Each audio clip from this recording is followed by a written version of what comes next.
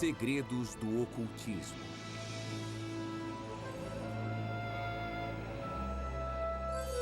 Os cientistas.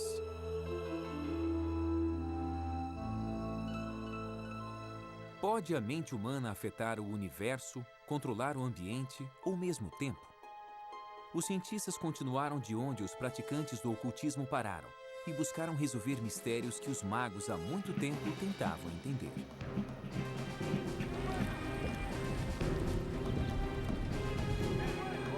17 de março de 1863. John Pelham conduz sua tropa para a Batalha de Kelly's Ford, na Virgínia. Pelham é lembrado por sua coragem, mas essa foi sua última batalha. Mais de um século depois, em Illinois, Margaret Barrett sente uma dor terrível na cabeça. Teriam essa enfermeira do meio oeste e um major da Guerra Civil alguma conexão? Margaret acredita que foi o major numa vida passada. Quando as pessoas têm uma experiência com vidas passadas, a verdade é inquestionável. É uma prova autoevidente. Qualquer um pode duvidar da existência dessa vida passada, menos a pessoa que a experienciou. Você não pode tirar isso dela. Ela sabe. A maioria pensa diferente, mas homens como Isaac Newton, Galileu e Carl Jung são responsáveis por alguns dos maiores avanços na ciência, que um dia foram considerados misticismo. Como saber se coisas que vemos hoje como sobrenaturais e inconcebíveis não se mostrarão ciência totalmente legítima daqui a 50 anos? Desde a Renascença, os cientistas foram muito além das fronteiras estabelecidas. Antes da era da tecnologia, os cientistas confiavam na crença e na intuição. Os primeiros ocultistas acreditavam que o universo era um campo de consciência que eles acessavam para decifrar a obra dos deuses. Achamos que estamos separados uns dos outros, mas nós somos parte de um vasto universo. Essa é a ideia central que os magos ocultistas tinham. Eles expressavam muito bem quando diziam, assim no céu como na terra. Significa que não importa para onde olhemos, os padrões são os mesmos. No nível microscópico, no nosso nível ou no nível cósmico. Aqueles magos acreditavam que o universo e a mente estavam ligados. Uma conexão que os físicos quânticos ainda estão tentando provar. As pessoas acham isso eletrizante, essa sobreposição que existe entre o modo como o cérebro funciona e como o universo funciona. Mas outras práticas da nova era, como o uso da mediunidade e a exploração de vidas passadas, não são aceitas. Todas essas experiências que dizem ser ocultistas, às vezes se originam do corpo de uma patologia cerebral.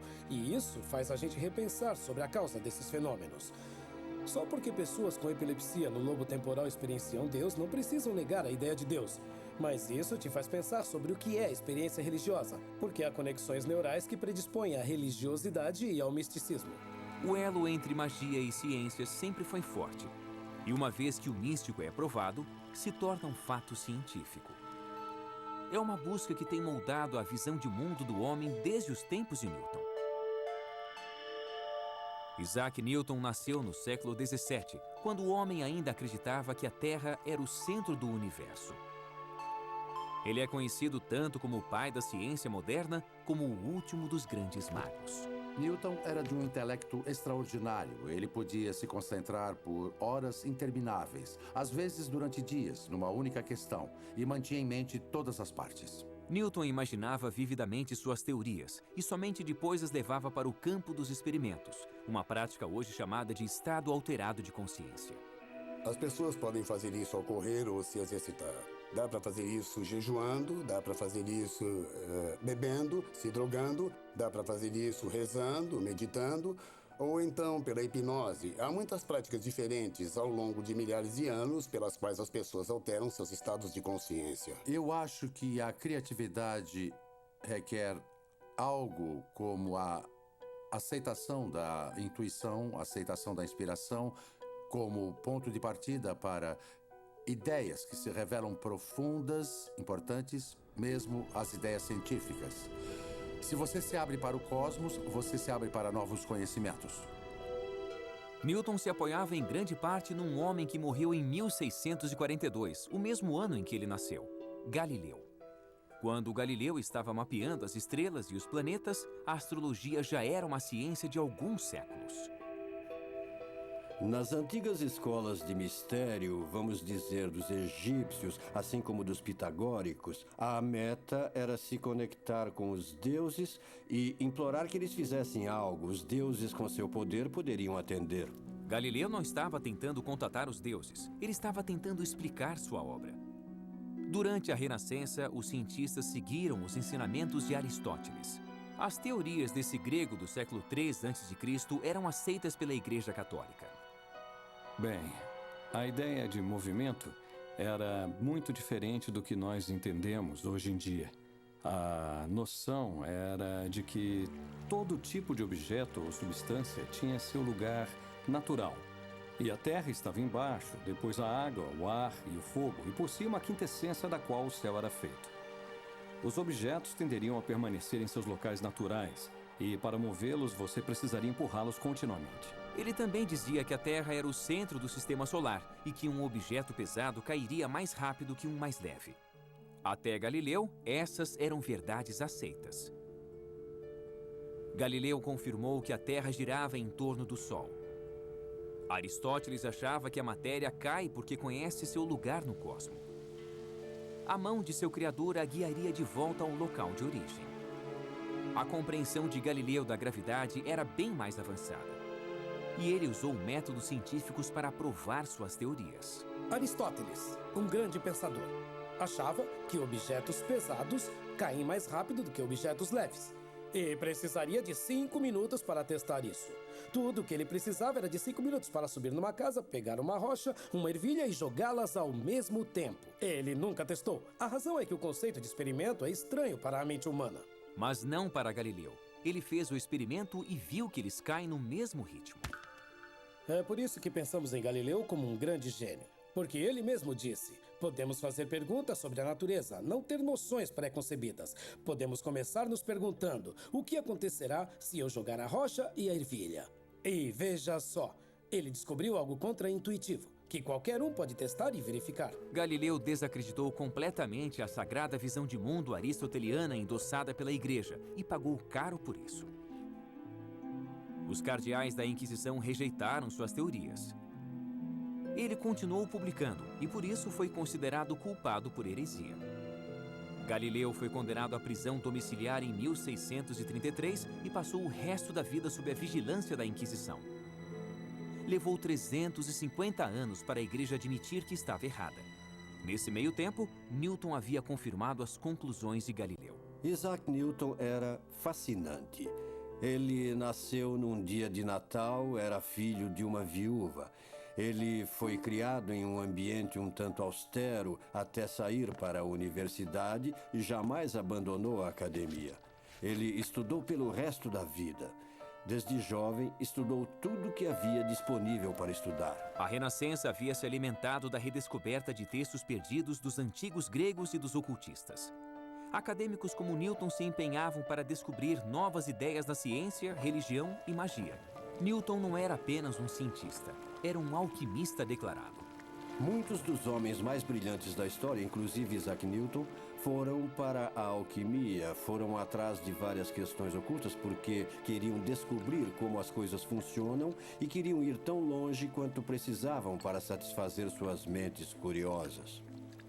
Na época de Newton, não havia grande distinção entre magia, espiritualidade e ciência. Os cientistas usavam qualquer método para expandir seus conhecimentos. Ele gastou anos procurando pela joia mais preciosa da alquimia, a pedra filosofal. A pedra não era uma gema concreta, mas um nível mais elevado de consciência que levaria a novas descobertas científicas e espirituais. Sozinho em seu quarto com experimentos alquímicos, Newton ficava dias sem comer ou dormir. Quem estuda a criatividade diz que há vários estágios. Primeiro é preciso aprender tudo o que der. Depois deixar tudo isso incubado, como que borbulhando dentro de você. Depois vai se tornar algo como uma inspiração. Era o que os alquimistas tentavam fazer na época e o que Newton fez com tanto sucesso. Newton partiu do desafio de Galileu de refutar Aristóteles. Quando ele se concentrou na teoria de Aristóteles dos objetos em queda e da órbita dos planetas, ele chegou à mais importante descoberta da física, a gravidade. Isso mudaria tudo. Quando Newton pensou na gravidade, ele teve que conceber a ideia de que dois corpos podem atrair um ao outro à distância. E ainda hoje nós lutamos para entender como isso acontece. Quero dizer, como é que o Sol sabe que Júpiter está ali? Ninguém sabe. O ramo emergente de cientistas empiristas se sentiu desconfortável com a ideia de que um objeto pode afetar outro objeto sem tocá-lo, sem estar conectado com ele de algum jeito. Mas eis que Newton surge com uma teoria matemática que se encaixa perfeitamente nas observações astronômicas, mas que requer que haja uma força entre dois objetos diferentes quando não há nada entre eles. Ele basicamente se baseava na ação à distância, não importando o quanto isso incomodasse a ele mesmo ou qualquer outro. Newton também foi o primeiro a descobrir as propriedades da luz e acreditava que a luz era composta de partículas.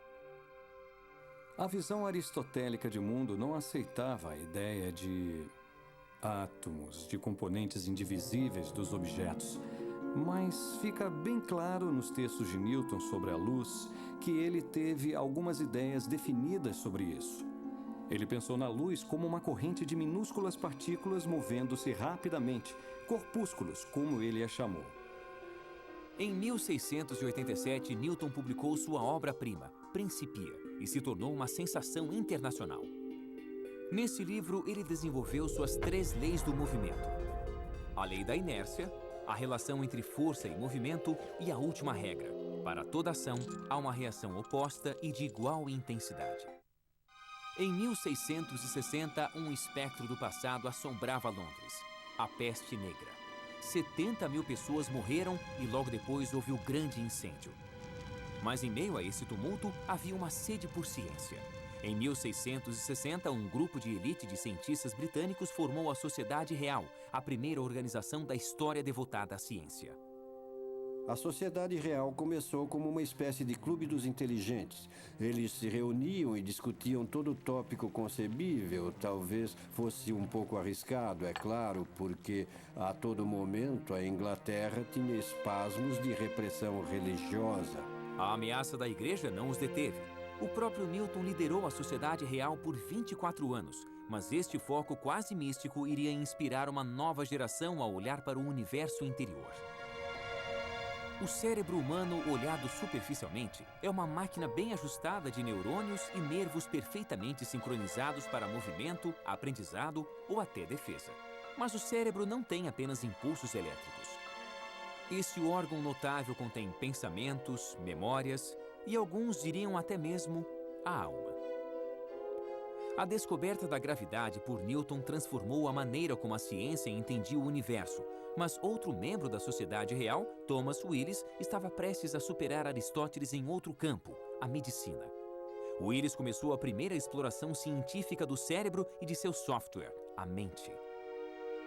Thomas Willis foi um físico inglês. Ele descobriu como estudar o cérebro, o que era difícil de fazer, porque o cérebro deteriora poucas horas depois da morte. O progresso na medicina vinha sendo obstruído por um duradouro tabu contra a dissecação do corpo humano. Foi preciso um certo relaxamento das regras para que a dissecação ocorresse. Muitas vezes os praticantes eram de fato criminosos, eram considerados criminosos apesar de serem cientistas. Aquilo era contra a lei e ia contra tudo e todos dissecar um corpo humano. Até a Renascença, os eruditos acreditavam na visão de Aristóteles de que o coração era a casa da mente. Poucos na medicina poderiam conceber que aquela massa branca disforme dentro do crânio poderia ser a morada da razão e da expressão artística. Willis suspeitava que o cérebro tinha mais do que seus colegas supunham.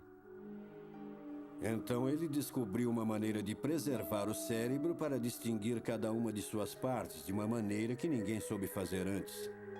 Como Newton, Willis era um alquimista e usava o experimento para tentar chegar à verdade. Willis foi o primeiro a dissecar os nervos que levam ao cérebro. Ele explicou como funcionam em conjunto. Suas aulas deixavam as audiências enfeitiçadas. Em 1664, ele publicou Cerebri Anatomy, na época o mais completo estudo do cérebro. Um jovem estudante chamado John Locke partiu de seu trabalho para investigar a natureza do pensamento. Locke era, antes de mais nada, um filósofo. Em 1660, ele havia publicado um ensaio sobre a compreensão humana, também se distanciando de Aristóteles. John Locke desafiou a noção aristotélica de que as ideias eram inatas na mente humana. Ele preferiu se focar no desenvolvimento das ideias, no desenvolvimento de seu processo e em como o cérebro apreende o universo. Foi, de fato, uma das primeiras tentativas de descrever uma neurociência e o que o cérebro faz. A neurociência se tornou uma nova disciplina que permanece cheia de mistérios. É verdade que há um cérebro com os neurônios em ação e há uma mente. Mas no que diz respeito à mente, nós estamos apenas começando a entender como funciona. O que dizer da criatividade, da consciência? O que dizer da autopercepção? Os cientistas hoje entendem como o cérebro funciona dentro do crânio, mas ainda estão tentando descobrir como a mente pode afetar o mundo fora de seu invólucro. Franz Anton Mesmer, astrólogo e médico, topou com a hipnose quase por acaso. O experimento de Mesmer era voltado ao uso de magnetismo na cura de doenças. Franz Mesmer fazia com que as pessoas sentassem numa banheira e usava ímãs nessas banheiras. Ele mencionava o magnetismo animal. É muito interessante porque os ímãs voltaram à moda hoje. E médicos vêm usando o eletromagnetismo como tratamento. Primeiro, Mesmer acreditou que os ímãs externavam a força invisível do magnetismo animal. Depois, pensou que a força emanava dele mesmo e abandonou os ímãs. Na verdade, Mesmer só havia redescoberto outra arte ocultista perdida. O primeiro registro de hipnose induzida num papiro que está no Museu Britânico se deu na corte de Quéops, no Egito, mais de 5.000 anos atrás. Posteriormente, videntes do oráculo grego de Delfos se auto-hipnotizavam para prever o futuro. A hipnose, tal como praticada hoje nos Estados Unidos, começa com Franz Mesmer. Mas se você olhar mais para trás, toda cultura tem um jeito de entrar em transe. Pode ser usando música, pode ser usando dança, pode ser sentado em meditação. Seu tratamento se tornou popular em 1770 e a fama de Mesmer logo se espalhou quando inúmeros pacientes afirmaram terem se curado através do mesmerismo. Ele podia colocar as pessoas em transe e sugerir a elas coisas que eram boas, como se curarem, como ficarem bem. Ele ficou famoso por isso, o que levou à criação de um comitê de cientistas. Aliás, Benjamin Franklin era um deles. Eles tentavam decidir se algo daquilo era real ou não. Eles disseram, bem, o mesmerismo funciona, mas achamos que funciona por causa da imaginação, não por um princípio operacional. Mesmer foi acusado de charlatanismo por muitos. Mas em 1843, o cirurgião londrino John Ellison começou a usar o que chamou de coma hipnótico para realizar uma cirurgia complexa sem dor. A anestesia ainda não havia sido inventada e a técnica de Ellison resultou em mais de 300 operações bem-sucedidas. Mas a influência de Mesmer teve vida curta. Com a descoberta do éter, a hipnose foi novamente dispensada pela medicina tradicional. Então, em vez de aceitar a ideia de que nossas crenças podem nos ajudar a nos curarmos e nos recuperarmos, eles apenas descartaram a obra de Mesmer. Mas ele havia criado os fundamentos da hipnose moderna, uma prática que hoje é aceita normalmente como uma forma de tratamento pela medicina. A hipnose requer sugestão e imaginação. Nosso corpo não pode distinguir entre experiências reais e imaginadas. Por exemplo, há um estudo recente sobre raiva e doenças cardíacas. Para deixar as pessoas com raiva, os pesquisadores faziam com que elas imaginassem situações que as deixassem com raiva. E quando elas se imaginavam com raiva, seus corpos respondiam como se houvesse um motivo, uma causa para a raiva, e havia uma mudança notável. Mas o mais belo desse experimento é o poder da imaginação. Nossa imaginação pode nos deixar nervosos. Nossa imaginação pode nos deixar alegres ou tranquilos. Se ficamos com raiva ou alegres, é escolha nossa. Todo um campo de medicina alternativa se desenvolveu utilizando técnicas de sugestão para promover a cura. Há mais de 22 estudos realizados com visualizações na cura do câncer. 18 deles mostram conclusivamente que a visualização ajuda a combater o câncer. Não é surpresa. Obviamente, a nossa mente regula funções corporais. Então, se você pode influenciar a mente, seja pela meditação, seja desenvolvendo certas frequências de ondas mentais, seja apresentando imagens e ideias, é claro que você deverá obter um efeito na materialidade da doença ou uma eficácia no tratamento. Cientistas estudaram o fenômeno cuidadosamente, mas ainda não é claro como e por que ele funciona. Há 2 critérios quando se encontra um novo fenômeno. Um é, ele se encaixa no panorama do que sabemos em ciência? Ou sobre a mente? O segundo é, pode repeti-lo? A hipnose é rejeitada pela primeira razão, que não é o melhor motivo. Ou seja, como situá-la no que sabemos sobre mente e cérebro? O que é hipnose?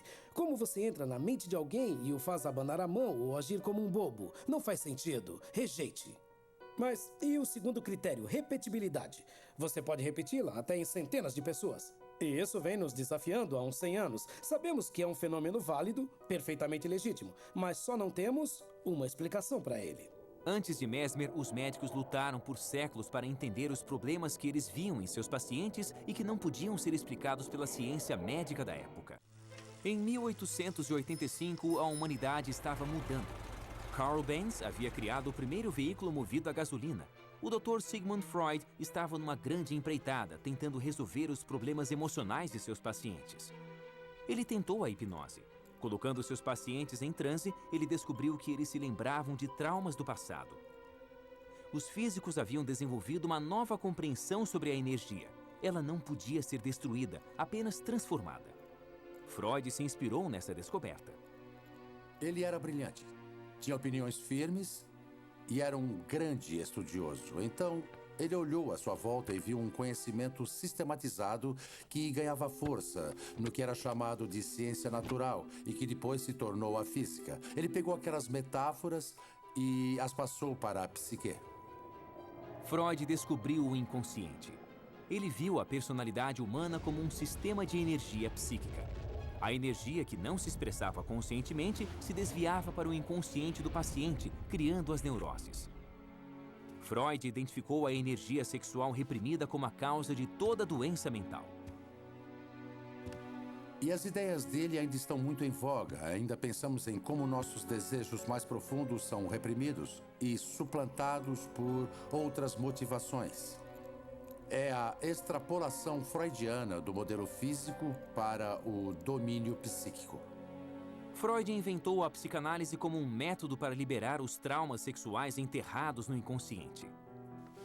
Era uma nova fronteira no estudo da consciência, e apesar de muito do trabalho de Freud ter sido contestado, sua obra propiciou os fundamentos da psicologia moderna. Conservador, Freud jamais se deixaria identificar como um ocultista, mas um de seus seguidores provaria ser tanto um pioneiro nessa área quanto um praticante de ocultismo. Ele queria saber tudo a respeito de tudo, ele lia de tudo. Ele viajou para a África, viajou para a Índia, ele viajou para a América. Ele era alguém que tinha um apetite voraz pela experiência e por tentar entender a psique em todos os tempos e locais e em todos os cantos do planeta. Carl Jung nasceu 10 anos antes de Freud inventar a psicanálise. Filho de um pastor, Jung conduziu experimentos espiritualistas. Ele se tornou psicólogo para explorar as dimensões da mente, mas por toda a vida nunca perdeu o fascínio pelo oculto. Seu herói, Freud, se tornou tanto seu mentor quanto seu maior rival. Ele não conhecia Freud até 1907. E quando eles se viram, conversaram por 13 horas seguidas. E uma das coisas que vieram à tona foi o ocultismo. Jung havia sido um defensor da teoria sexual de Freud sobre a histeria antes de se conhecerem. Ele a defendeu publicamente, mas não achava que a teoria sexual explicava tudo. E quando ele se sentou com Freud por 13 horas, Freud assumiu uma expressão muito séria. Olhou para Jung e disse: "Você precisa fazer uma coisa, meu filho. Você precisa me prometer que nunca vai abandonar a teoria sexual e que vai fazer dela um dogma, uma fortaleza contra a maré negra de lama." Então ele hesitou e disse: "Do ocultismo." Jung se recusou a acreditar que a repressão sexual explicava tudo e não pensava em desistir do ocultismo. E Freud garantiu que Jung pagaria o preço. Jung, na época da ruptura com Freud, era presidente da Associação Internacional de Psicanálise. E Freud não queria deixar a instituição a cargo de Jung.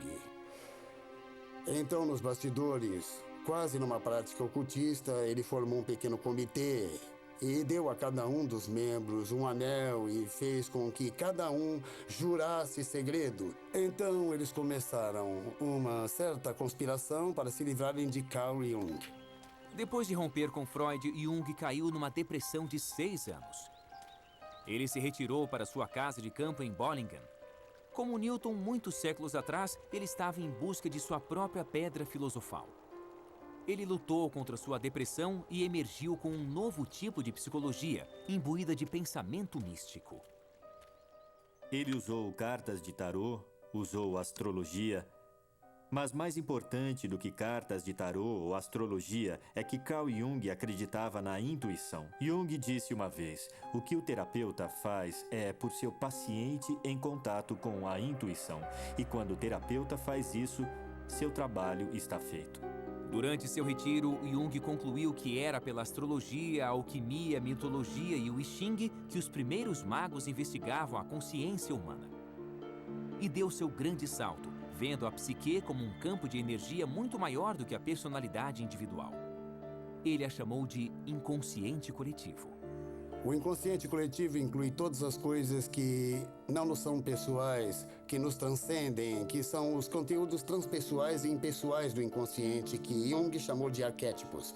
São componentes tipicamente humanos que não têm nada a ver conosco pessoalmente, não dizem respeito a experiências pessoais, não são sobre nossa mãe ou nosso pai, são sobre nossa própria ideia de mãe e pai. Tanto Jung como Freud praticaram os estados alterados da consciência usados por magos para obter seus maiores insights.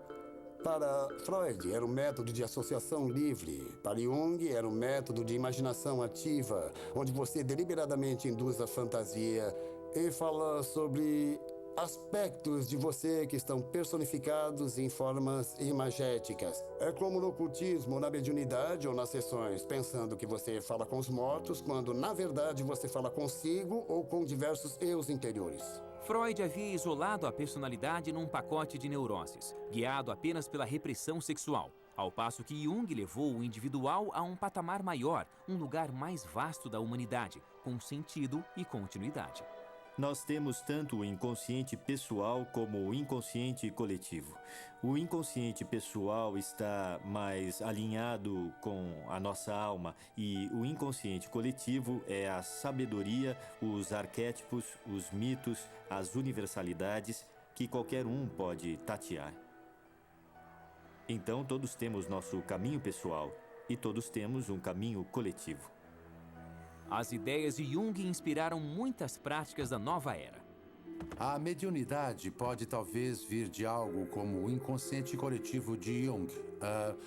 Provavelmente a maioria dos médiuns diria que vem de um nível mais alto de sabedoria. E talvez seja a mesma coisa. Sem dúvida, esse é um conceito que se relaciona com o inconsciente coletivo. Mas a apresentação típica é como se uma entidade, uma alma desencarnada, um grupo delas que existisse em outra dimensão, decidisse nos ajudar ao incorporar sua sabedoria num de nossos amigos ou vizinhos. Durante séculos, o estudo do universo e da mente foram disciplinas separadas. Em 1905, com 30 anos de idade, Jung conheceu um jovem alemão que trabalhava como escriturário num escritório de patente suíço, Albert Einstein. De certa forma, Einstein tinha um coração místico. Quando criança, ele havia observado os movimentos da agulha de uma bússola e jurou que um dia iria conhecer a mente de Deus. Como Newton, ele entrava em estados alterados da consciência que chamava de exercícios mentais e intuitivamente chegou às suas descobertas. Somente mais tarde, Einstein iria retomá-las com fórmulas e provas. Naquele ano, Einstein publicou 5 artigos sobre a nova física no jornal Annalen der Physik. Teorias que reescreviam as regras do universo. Nelas, ele apresentou a teoria da relatividade, defendendo que tempo e espaço são relativos, conceitos mutáveis, não absolutos. Newton desenvolveu aquelas maravilhas, a lei do movimento, da gravidade e outras que pareciam funcionar como um relógio. E deixou todo mundo contente, por mais revolucionário que fosse na época. Porque descobria-se que o mundo, o universo, era como um relógio gigante e que tudo funcionava de maneira ordenada. Einstein apareceu e disse, bem, isso pode ser assim, mas também é relativo. E virou tudo de ponta cabeça de novo. Nas notas autobiográficas de Einstein, ele pedia a Newton que o perdoasse por revolucionar a ciência da física. Einstein, enfim, resolvia a contradição que o Newton havia observado no comportamento da luz. A luz age como uma onda, mas às vezes age como partícula, e no processo ele finalmente provou a intuição de Newton a respeito da existência de átomos. O efeito fotoelétrico, como é chamado, se você direcionar um feixe de luz contra uma peça de metal, vai arrancar elétrons. E a teoria das ondas não dá conta dos detalhes de como isso acontece. Então veio Einstein, em 1905, e foi capaz de demonstrar o efeito fotoelétrico perfeitamente ao dizer que, quando a luz interage com o metal, chega em diferentes feixes de energia que dependem só da frequência da luz, não de sua intensidade. Então ainda é uma onda, pois frequência é um conceito de onda, mas age como partícula. Anos depois, Jung registrou que o gênio de Einstein havia influenciado todo o seu trabalho intelectual. E a teoria fotoelétrica de Einstein dava os fundamentos para futuras contradições no mundo subatômico da física quântica. A consciência parecia afetar o universo. Einstein tinha uma convicção basicamente filosófica, de que a teoria da física poderia ser completa, de que se você souber tudo o que há para saber sobre um sistema, você pode prever tudo o que vai se passar dali em diante. Na física quântica não há absoluto. Tudo muda de acordo com a observação. Há uma frase famosa de Einstein que é: Deus não joga dados com o universo, que ele repetiu tantas vezes que um de seus colegas, não sabemos quem, disse: dá para parar de dizer a Deus o que fazer? Einstein rejeitou a física quântica, mas a física quântica não poderia ser ignorada. Os conceitos do ocultismo iriam ajudar a entender algo sobre esse território não mapeado. Para o novo ramo de físicos quânticos, a própria mente tinha um papel integral. O comportamento da matéria depende completamente do observador. A ideia de que a física ou de que a realidade física é, de certa forma, um construto da mente ou que dependa dela, é certamente uma das maneiras de se interpretar a mecânica quântica, e esse é um dos motivos pelo qual se gera tanta discussão, porque algumas pessoas gostam muito dessa ideia e outras detestam. Os físicos quânticos chamam isso de problema do observador. Se apenas seres conscientes podem ser observadores, então estamos intimamente conectados à própria existência da realidade. Sem nós, haveria apenas uma superposição de possibilidades em expansão, com nada definitivo acontecendo de fato. 15 anos depois da publicação dos artigos revolucionários de Einstein, Wolfgang Pauli, mal saído da adolescência, escreveu uma exposição brilhante da teoria da relatividade de Einstein. Os dois pioneiros da mecânica quântica, Max Born e Niels Bohr, encorajaram Pauli a se juntar a eles em seu campo. As grandes questões se tornaram a obsessão de Wolfgang Pauli. Apesar de ser um homem difícil e perturbado, Pauli era um mestre da intenção. Os cientistas falavam do efeito Pauli. Seus colegas nos laboratórios experimentais de física diziam: Pauli, por favor, fique longe. Porque assim que ele chegava no laboratório, todos os experimentos paravam de funcionar. Eles diziam até mesmo que se Pauli chegasse à cidade num trem, os experimentos iriam parar de funcionar. Ele, como muitos outros que tomamos como grandes cientistas, era um propositor consumado. Ele podia projetar o que estava para acontecer e acontecia de certa maneira. Ele era um dos mais criativos pensadores da mecânica quântica por isso. Pauli, como Newton, mergulhou fundo em seu trabalho e acabou tendo um colapso mental. Em 1948, ele foi ao recém-criado Instituto C.G. Jung, em busca de ajuda do agora famoso psicólogo. Assim que ele entrou no quarto, o efeito Pauli ocorreu. De repente, um vaso caiu no chão. Ambos diriam mais tarde que, quando o vaso se estilhaçou, eles reconheceram seus destinos. Juntos, eles tentariam compreender o universo usando tanto a física quanto a psicologia. Pauli se tornou um dos grandes contribuidores no desenvolvimento da física quântica, em parte pelas intuições de que ele se valia e, ao menos em parte, pela colaboração com um grande pensador intuitivo, Carl Jung, num campo bem diferente do seu. E, por sua vez, Jung entendeu muito mais e foi mais capaz de expressar com rigor as coisas que sabia devido às contribuições de Pauli. O próprio incidente os levou a desenvolver o conceito de sincronicidade, onde dois eventos supostamente aleatórios colidem para criar significado. Sincronicidade, como Jung define, é a correspondência entre um estado psíquico interior, um estado psicológico e algum evento externo. Esta correspondência tem um alto grau de improbabilidade, parecendo aleatória ou acidental, ou apenas coincidência ou então acaso. Jung e Pauli combinaram seu brilhantismo e sua intuição e chegaram a uma teoria do universo. Se a matéria se comporta de acordo com a observação, teriam os homens feito sua própria realidade? Teriam os pensamentos e sonhos coletivos das pessoas criado o mundo? É uma noção que muitos cientistas rejeitam e que ecoa o ocultismo. As antigas ideias ocultistas de uma consciência latente que permeia nosso mundo tornam muitas das interpretações da mecânica quântica muito mais simples. Porque se a consciência é essencial para o ato da observação, para trazer uma realidade definida dessas ondas quânticas de probabilidade, a vida, de certa forma, se explica melhor se houver outras fontes de consciência além da nossa. A última tentativa de se unificar as teorias de campo de Einstein é a teoria das cordas, que casa a física de Newton com a física quântica em uma nova teoria da gravidade. Teóricos das supercordas acham que, no menor nível imaginável, toda a matéria é feita de cordas vibráteis.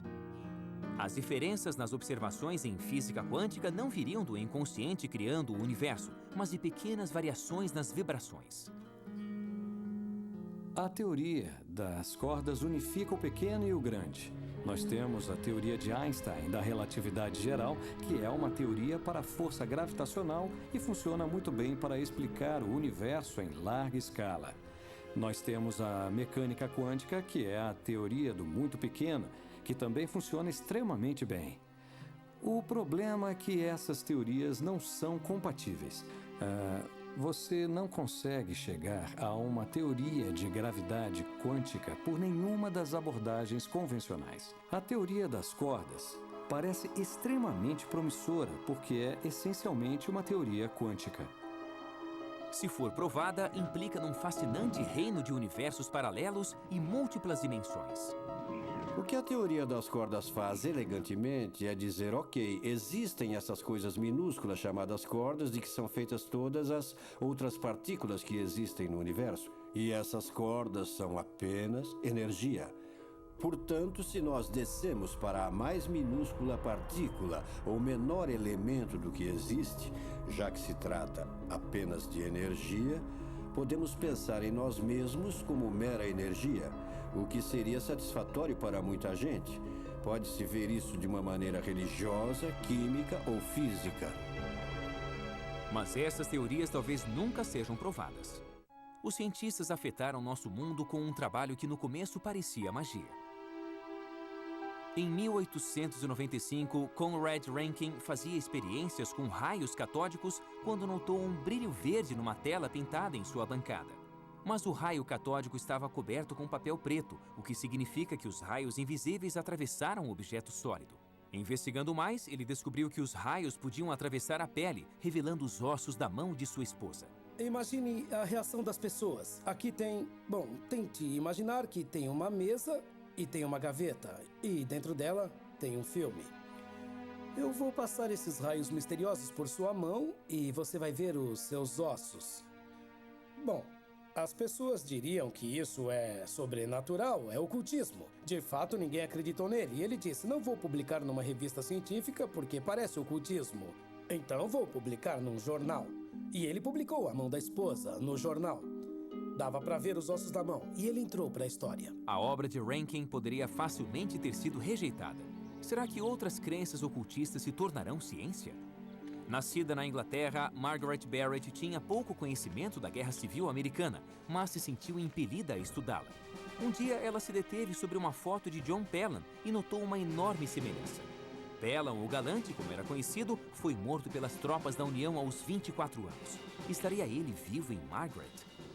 Margaret sofria de enxaqueca crônica. Ela fez uma cirurgia cerebral para o que eu acredito que fosse a mesma lesão da qual John Pelham morreu. John Pelham morreu quando uma bala explodiu na parte de trás da cabeça e atingiu o crânio. Margaret teve o mesmo problema que a levou à cirurgia cerebral. Então, o que fazer com a crença de Margaret na aparente conexão entre a morte de Pelham e seu problema? Quando conduzo uma regressão a vidas passadas, a primeira coisa é tentar criar uma ponte.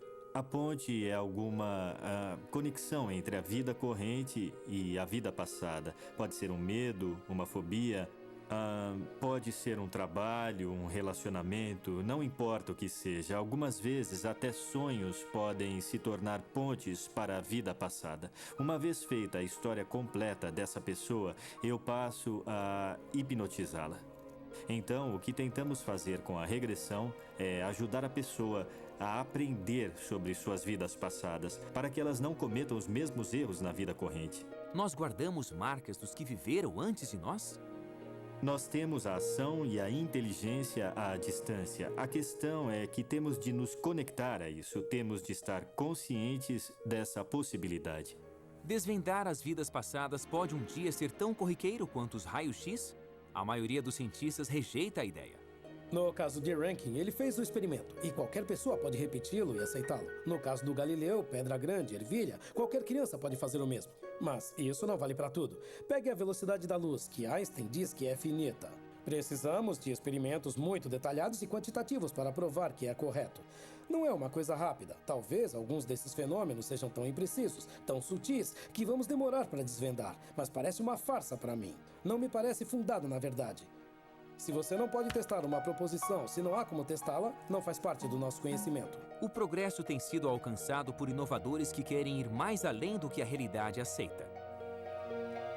De maneira interessante, é como se a evolução fosse um tipo de revolução, podemos dizer, pois ela revolve sempre o mesmo tipo de ideias, expressas de maneiras diversas, com novas ferramentas para sondar mais profundamente o âmago do conhecimento.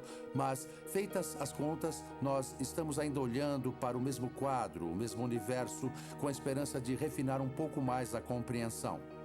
Nós ainda trabalhamos de mãos dadas com os antigos magos. Hoje, a mente é tão misteriosa quanto o universo foi um dia. Poderão um dia os cientistas descobrir que os homens criaram sua própria realidade? Nós vamos alcançar alguns grandes avanços através da ciência, mas virão da ciência olhando para o que alguns podem chamar de oculto. Há certas coisas que eu acho interessantes nas crenças da nova era, porque eu acho que elas explicitam coisas que a ciência não pôde alcançar ainda. Eu acho que para tudo que ainda não temos uma explicação científica hoje, vamos no fim explicar cientificamente. Somente o tempo irá dizer que revoluções nos aguardam na encruzilhada entre a ciência e o ocultismo.